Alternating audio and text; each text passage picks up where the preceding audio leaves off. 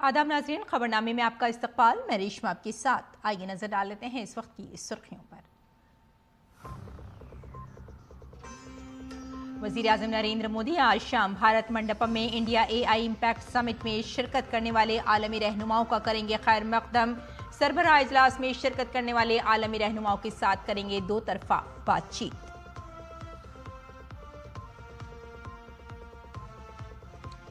India AI impact summit का AI के जिम्मेदाराना इस्तेमाल के लिए गिनीज वर्ल्ड रिकॉर्ड में नाम दर्ज। 24 घंटे में 2.5 लाख से ज्यादा आज़म हासिल करने पर हुआ नाम दर्ज। मरकजी वजीर अश्विनी वैष्णव ने कहा, AI का अखलाकी इस्तेमाल वजीर आजम मोदी का विजन।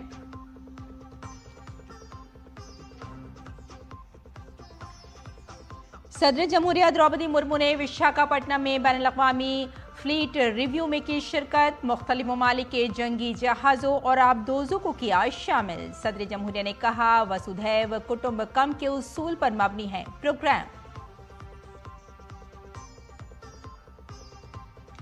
मरकजी वजीर किरण रिजिजू ने राहुल गांधी पर तनकीद करते हुए उन्हें मुल्क की सलामती के लिए बताया खतरा। कहा, अपोजिशन लीडर मुल्क दुश्मन ताकतों के इशारे पर कर रहे हैं काम।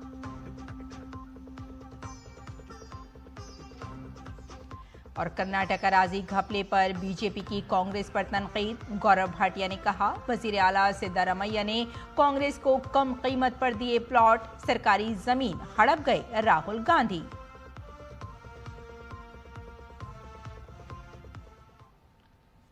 और आइए अब खबरों पर डालते हैं तफसील से नजर। भूटान के वजीर आजम दासो शेरिंग तोब्गे ने वजीर आजम नरेंद्र मोदी से मुलाकात की। दोनों रहनुमाओं ने नई दिल्ली के हैदराबाद हाउस में कई अहम दो तरफा उमूर पर तबादला ख्याल किया।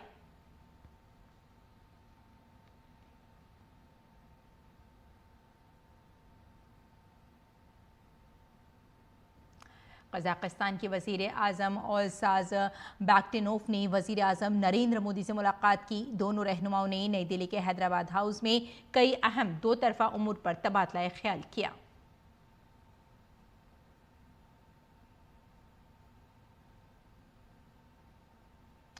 एस्टोनिया के सदर अलार कारिस ने नई दिल्ली के हैदराबाद हाउस में वजीर आजम नरेंद्र मोदी से मुलाकात की।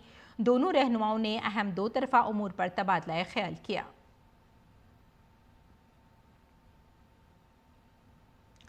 और क्रोएशिया के वजीर आजम आंद्रे प्लेनकोविच ने वजीर आजम नरेंद्र मोदी से मुलाकात की। मुलाकात के दौरान दोनों रहनुमाओं ने भारत और क्रोएशिया के दरमियान ताल्लुकात को मजीद मजबूत बनाने और बाहमी दिलचस्पी के नए शोबों में ताउन को वुसअत देने पर तबादला ख्याल किया। दोनों रहनुमाओं ने भारत यूरोपीय यूनियन आज़ाद तिजारती मुआहदे के जल्द निफाज के लिए मिलकर काम करने पर भी इत्तफाक किया। वजीर आजम नरेंद्र मोदी ने योगा और आयुर्वेद के भारतीय रिवायती निज़ाम में क्रोएशियन अवाम की गहरी दिलचस्पी की भी तारीफ की। वजीर आजम नरेंद्र मोदी ने नई दिल्ली में स्पेन के सदर पेड्रो सांचेज से मुलाकात की। Sanchez India AI impact summit में शिरकत कर रहे हैं। दोनों रहनुमाओं के दरमियान ये मुलाकात हैदराबाद हाउस में हुई। डिजिटल इख्तरा, सेहत और तालीम समेत मुतादिद मसाइल पर तबादला ख्याल किया गया। वजीर आजम ने भारत यूरोपीय यूनियन ताल्लुकात को मजबूत बनाने में स्पेन के किरदार की तारीफ की।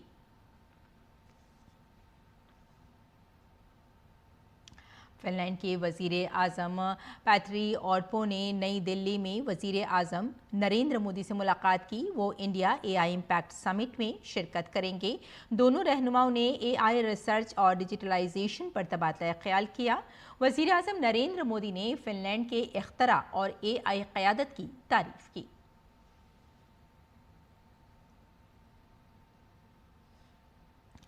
और सर्बिया के सदर अलेक्जेंडर ने वजीर आजम मोदी से मुलाकात की। दोनों रहनुमाओं ने तिजारत और सरमायाकारी, AI, फिनटेक, तालीम, ज़राअत, सियाहत और अवाम से अवाम के तबादले जैसे शोबों में दो तरफा ताउन को मजबूत बनाने पर तबादला ख्याल किया। उन्होंने बाहमी दिलचस्पी के इलाकाई और आलमी उमूर पर भी तबादला ख्याल किया।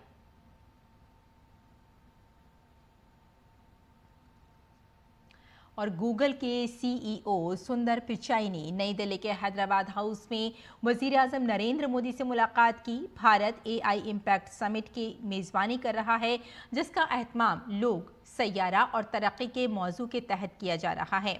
गूगल ने अक्टूबर में ऐलान किया था कि वो 2025 तक भारत में $15 बिलियन की सरमायाकारी करेगा। गूगल की parent company alphabet Andhra Pradesh में एआई डेटा हब बनाएगी।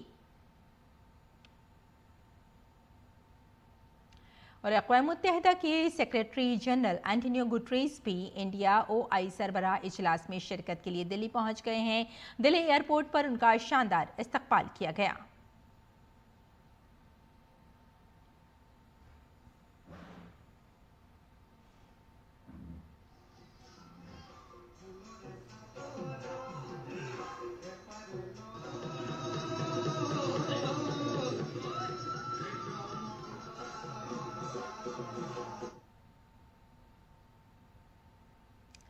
भीड़ भाड़ और अवामी सहूलत के पेश नज़र हुकूमत ने एआई एक्सपो का मज़ीद एक दिन बढ़ा दिया है ताकि अवाम को बेहतर तजुर्बा मिल सके। अब ये एक्सपो 21 फरवरी सनीचर के रोज़ भी अवाम के लिए खुला रहेगा। एक्सपो का वक्त पहले ही रात 8 बजे तक बढ़ा दिया गया है। ताहम जुमेरात 19 फरवरी को कुछ ख़ास तकरीबात की वजह से एक्सपो को अवाम के लिए बंद कर दिया गया है। यह एक्सपो अब 20 और 21 फरवरी को अवाम के लिए खुला रहेगा। हमारे नामा निगार शैलेंद्र मिश्रा ने एआई और इलेक्ट्रॉनिक्स के उमूर के सेक्रेटरी एस कृष्णन के साथ खुसूसी बातचीत की। इलेक्ट्रॉनिक्स और आईटी मंत्रालय के सचिव एस कृष्णन हमारे साथ हैं। सर, एक बहुत अहम फैसला लिया गया है एक्सपो को आगे बढ़ाने का, क्या है पूरा फैसला बताइए। जो रिस्पांस मिला है और लोग जितना ये एक्सपो को आके देखना चाहते हैं और जितना बढ़िया काम यहाँ पे हुआ है, बहुत सारे कंपनी और अन्य लोग ने अपने एग्जिबिट्स यहाँ पर लाकर बहुत बढ़िया एक डिस्प्ले बनाया हुआ है और इसका जो पूरी तरह से फ़ायदा जो है सब लोग लेने के लिए ये और कन्वीनियंस के साथ, बिना कोई इनकन्वीनियंस के साथ अगर वो आकर यहाँ पे जो एक्सपो लगा हुआ है उसे देखने के लिए ये निर्णय लिया गया है कि इम्पैक्ट समिट अटेंड करने के लिए वो एक और दिन शनिवार 21 फरवरी को भी एक्सपो आकर देख सकते हैं। शुक्रवार और शनिवार 20 और 21 दोनों दिन शाम के 8 बजे तक खुला रहेगा और लोग अपने वक्त लेकर इस एक्सपो को देख सकते हैं। 2.5 लाख से ज़्यादा लोगों ने रजिस्ट्रेशन किया था। बहुत एक तरह से क्या उत्साह, खासतौर पर युवाओं में, गिनीज बुक ऑफ रिकॉर्ड में भी दर्ज हुआ है। क्या है पूरा रिकॉर्ड, थोड़ा सा बताएं। ये जो रिकॉर्ड जो अभी कायम हुआ है, 2.5 लाख से ज़्यादा स्टूडेंट्स और अन्य लोग एक प्लेज लिया है कि हम एआई का यूज़ एथिकली करेंगे और उसका ये प्लेज हुआ है। एक दिन जो बढ़ाया गया एक्सपो का समय, क्या ये जो प्रदर्शनी जिन्होंने स्टॉल लगाया था, ग्लोबल कंपनियां, भारतीय कंपनियां, स्टार्टअप्स, उनकी डिमांड थी या फिर फीडबैक आया कि इतनी बड़ी संख्या में युवा आ रहे हैं और हम देख रहे हैं कि एक ज़बरदस्त उत्साह इस एआई समिट को देखने को मिल रहा है, इसलिए सरकार ने फैसला किया? सरकार ने दोनों कारणों के लिए ये फैसला किया और मैं ये भी बता दूं कि लोगों को इनकन्वीनियंस अवॉइड करने के लिए 19 तारीख को पब्लिक के लिए या रजिस्टर किए हैं एक्सपो और ये एआई समिट के लिए, उनके लिए एक्सपो बंद रहेगा। 19 तारीख को सिर्फ जो इनवाइटेड मेंबर्स हैं, जो मेन समिट इवेंट है जिसमें बहुत सारे विदेश के हेड्स ऑफ गवर्नमेंट और हेड्स ऑफ स्टेट्स भाग ले रहे हैं, उस इवेंट में जिनको आमंत्रित किया गया है सिर्फ वो लोग यहाँ पर आएंगे। बहुत बहुत धन्यवाद। तो एक दिन के लिए और एक्सपो को आगे बढ़ाने का फैसला किया गया है, यानी शनिवार को भी आम जनता आ सकती है एआई सम्मेलन में, प्रदर्शनी में स्टॉल देखने, और जिस तरह से ज़बरदस्त उत्साह देखने को मिल रहा है उसको चलते ये फैसला किया गया है। कैमरामैन मोंटी के साथ शैलेंद्र मिश्र, डीडी न्यूज, दिल्ली। दिल्ली के भारत मंडपम में जारी एआई कॉन्फ्रेंस में एक नया रिकॉर्ड दर्ज किया गया। इस समिट में भारत ने अपना नाम गिनीज वर्ल्ड रिकॉर्ड में दर्ज कराया है। समिट में एआई के जिम्मेदारियों के लिए ज़्यादा से ज़्यादा अहद लेने का एक नया रिकॉर्ड बनाया गया है। 2.5 लाख से ज़्यादा लोगों ने एआई के जिम्मेदाराना और अखलाकी इस्तेमाल का अहद लिया है। इस अहद का मकसद एआई के जिम्मेदाराना और अखलाकी इस्तेमाल को फ़रोग़ देना है। दरअसल भारत की तरफ से एआई के जिम्मेदाराना इस्तेमाल के लिए एक मुहिम चलाई जा रही है। ये मुहिम 16 फरवरी को सुबह 8 बजे से शुरू की गई है। इस मुहिम के तहत पहले दिन ही 2.5 लाख से ज्यादा लोगों ने अहद लिया है। इस दौरान मरकजी वजीर अश्विनी वैष्णव ने वजीर आजम नरेंद्र मोदी का शुक्रिया अदा किया। I would like to thank our Honorable Prime Minister Shri Narendra Modi ji for giving us this vision of involving the youth in the responsible and ethical use of AI. It is his vision that inspired us to reach out to the colleges, speak to the faculty members, speak with the students and request them to take this pledge of using AI as a tool good for society, as a technology which helps us improve our lives and make sure that the use is ethical and good. मुल्क भर के नौजवान कौमी AI सरबराह इजलास में बढ़ चढ़कर हिस्सा ले रहे हैं। कॉन्फ्रेंस के दौरान खुसूसी वर्कशॉप्स का इनाकाद भी किया गया, जिससे उन्हें नई मालूमात हासिल हुई। आइए देखते हैं कि एआई समिट में शिरकत करने वाले नौजवानों ने क्या कहा। मुझे यहाँ पे कोई भी दिक्कत नहीं हुई और इतना स्मूथ इवेंट चल रहा था। और आप आओगे ना, पता है इतना मज़ा आएगा, इतने सारे लोगों से आपको इंटरेक्ट करने को मिलेगा। इतने बड़े बड़े यहाँ पे सीईओ आए हैं और यहाँ पे बहुत इंफॉर्मेशन मिल रही है गैदर करने के लिए, और आप भी आओ। I find it really interesting because on Instagram I saw a lot of videos posted that the accessibility is hard. No, it is not. It's absolutely fine. Plus the sessions that are happening are crazy, and we get to learn a lot. I came Delhi for AI Summit 2026 and the experience was totally different, which I expected. I learned many things about AI, how it works, and I meet very big personalities and learn too many things. So at the last I only want to say yaar, this was amazing experience. और दिल्ली के अटल अक्षय ऊर्जा भवन में आज India UK offshore wind task force का बाज़ाब्ता आगाज़ किया गया।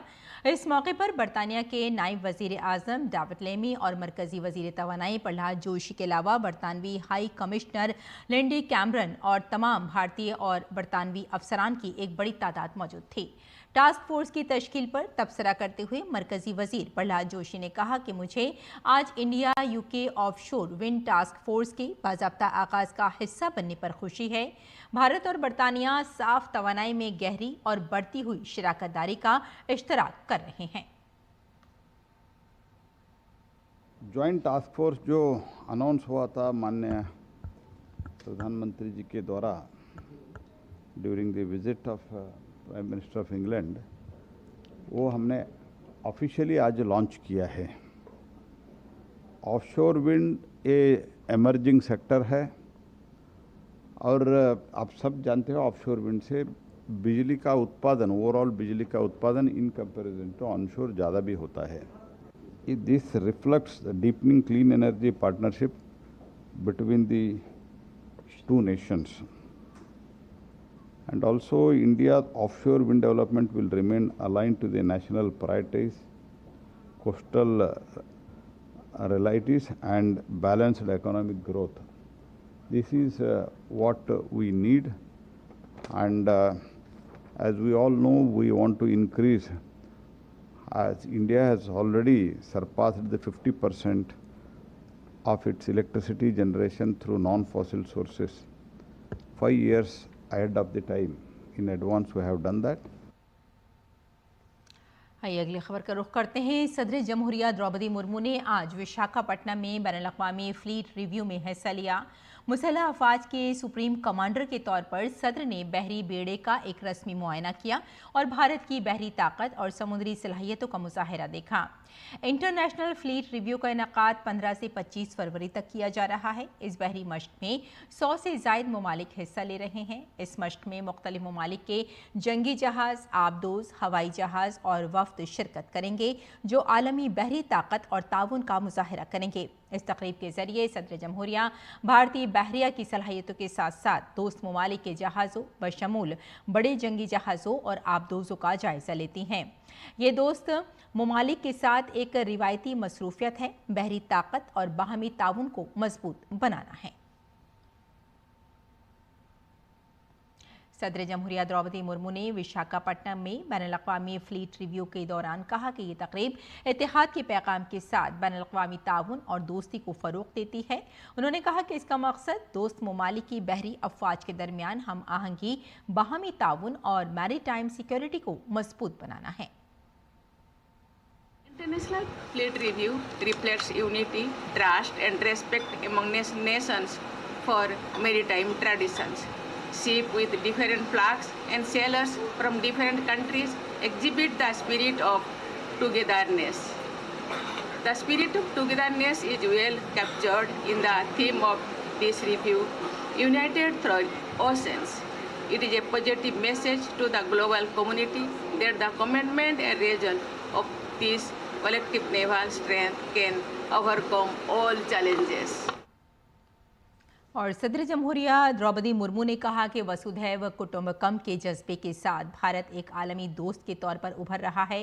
सदर जमहूरिया ने कहा कि भारतीय बहरिया दुनिया भर की बहरिया के साथ खैर सगाली और दोस्ती को फ़रोग़ देने में अहम किरदार अदा कर रही है। India's approach to international relations, including the maritime domain, is guided by our ethos of Vasudhaiva Kutumbakam, or the world is one family. This approach reflects the wisdom that global security and growth, sustainability and stability are built through partnerships. This spirit of partnership is the bedrock of an enduring global order. Therefore, India believes that a sound maritime order is based on collective responsibility and cooperative action among like-minded partners.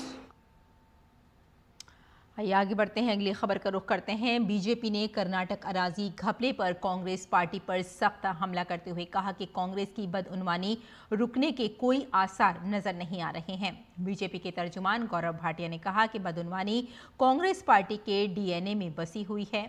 उन्होंने कहा कि कर्नाटक में कांग्रेस हुकूमत अवाम को लूट रही है। Party और नकली गांधी परिवार का जो स्नेह और प्यार सरकारी जमीन से है वो इतना बढ़ गया है, करीब 2 दर्जन 24 ऐसी सरकारी जमीनें थी जहां पे कर्नाटका की जनता के लिए सिविक एमिनिटीज आनी थी। जो प्लानिंग की जाती है कि जनता के लिए किस तरह की जरूरतें हैं, उन जरूरतों को पूरा किया जाए। और जब अखबार में ये आया, ये 2 दर्जन 24 ऐसी सिविक एमिनिटीज हैं जो कि जनता के हित के लिए अब इस्तेमाल नहीं होंगी, ये इस्तेमाल हो रही हैं कांग्रेस के भवन बनाने के लिए। गौरव भाटिया ने कहा कि कर्नाटक में सरकारी जायदाद को कांग्रेस की जायदाद में तब्दील किया जा रहा है। उन्होंने कहा कि कर्नाटक के वजीर आला सिद्धरामैया ने कांग्रेस भवन ट्रस्ट के नाम पर 50 करोड़ रुपए का प्लॉट कांग्रेस को सिर्फ 2 करोड़ में दे दिया। 50 करोड़ के प्लॉट कांग्रेस पार्टी को, नकली गांधी परिवार को कितने में मिले? 2 करोड़ रुपए में। 2 करोड़ में 50 करोड़ की सरकारी जमीन को हड़प गए राहुल गांधी हड़पू। तो आज सवाल पूछा जाएगा, सिद्धरामैया जी ये बताइए, सरकारी जमीन state largest, and the Honorable Supreme Court in many verdicts have said state largest, state land, state resources have to be utilized for the larger benefit of the people of the country and the state. Then why is it so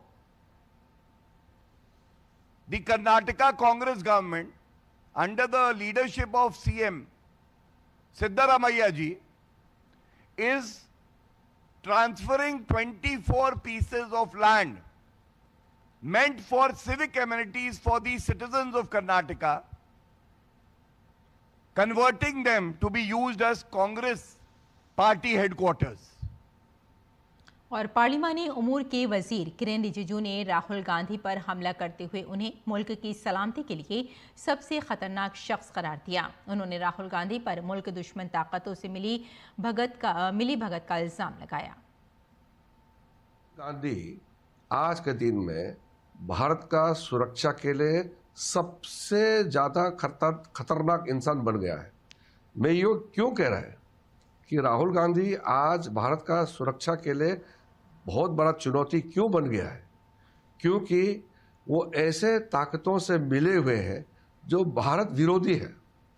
आप America में जाइए, Europe में जाइए और देश में भी जो नक्सलाइट लोग हैं, वामपंथी जो एक्सट्रीम ले जाते हैं, ऐसे विचारधारा के लोग, जो सोरोस जैसे लोग, फोर्ड फाउंडेशन से लेकर के कई एनजीओस हैं जो भारत को कमजोर करने के लिए षड्यंत्र रचाते रहते हैं। ऐसे लोगों से राहुल गांधी जी का उठना बैठना, मिलना जुलना होते रहते हैं। आइए आगे बढ़ते हैं, अगली खबर का रुख करते हैं। उत्तर प्रदेश असेंबली इंतखाबात के लिए ताल्लुक से जारी गहमा गहमी के दौरान बीएसपी सरबराह मायावती ने ऐलान किया है कि वो अकेले इलेक्शन लड़ेंगी। मायावती के इस बयान के बाद बीएसपी के इत्तेहाद में शामिल होने की कयास आराइयां खत्म हो गई हैं। बीएसपी सुप्रीमो मायावती ने वजाहत की है कि इत्तेहाद की खबरें महज अफवाह हैं। गठबंधन करने से बीएसपी को केवल नुकसान ही नुकसान होता है, फायदा नहीं। और इसलिए बीएसपी के लोग अपने 2027 के मिशन में अकेले ही पूरे जी जान से लगे हुए हैं। और बाहा पर्व संथाल कबायली बिरादरी के लिए बहुत ख़ास है।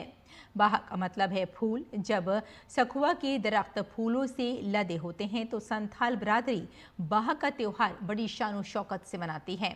फागुन के महीने में जब कुदरत अपने सफ़ेद फूलों से रंग बिखेरती है, संथाल बिरादरी इस खूबसूरत मौसम का खुशी और जोशो खरोश से इस्तकबाल करती है। 3 रोज़ा त्यौहार में कुदरत की पूजा, गीत और रक्स और सादा पानी डालकर होली खेलना शामिल है। ये त्यौहार सिर्फ एक जश्न नहीं बल्कि फितरत और मुआशरे के दरमियान गहरे ताल्लुक़ की अलामत भी है। देखिए हमारी ये खास रिपोर्ट। बाहा त्यौहार संताल कबायली बिरादरी के लिए बहुत खास है। बाहा का मतलब है फूल। जब दरख्त सखुआ के फूलों से लदे होते हैं तो संताल बिरादरी बाहा का त्यौहार बड़ी शानो शौकत से मनाती है। फागुन के महीने में जब कुदरत अपने सफेद फूलों से सजी होती है, संताल बिरादरी इस खूबसूरत मौसम का खुशी और जोशो खरोश से इस्तकबाल करती है। 3 रोजा त्यौहार में कुदरत की पूजा, गीत और रक्स और सादा पानी डालकर होली खेलना शामिल है। ये त्यौहार सिर्फ एक जश्न नहीं बल्कि कुदरत और मुआशरे के दरमियान गहरे ताल्लुक की अलामत भी है।